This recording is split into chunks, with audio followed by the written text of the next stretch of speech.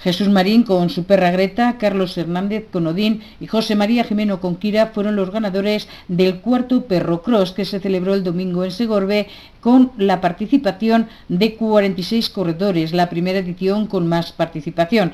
Eso sí, los andarines fueron muchos más. Respecto a las féminas, ganadoras fueron Cristina Hurtado con Hachiko, Damaris Martínez con Nika y María Pilar Flores con Odi. En cuanto a los nuevos premios de esta edición, al menor y mayor andarín, los ganadores fueron Adriana, de 4 años, y Fran, de 65 años.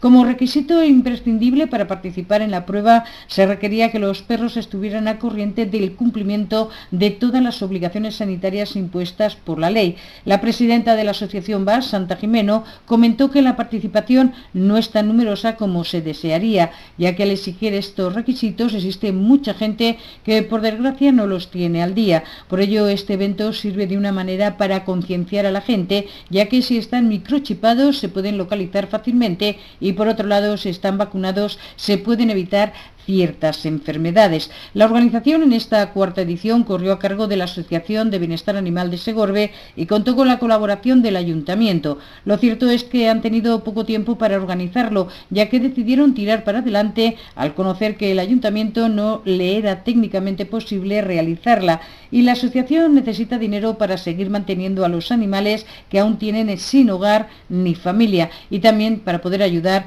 a otras protectoras amigas y a otros animales de la calle.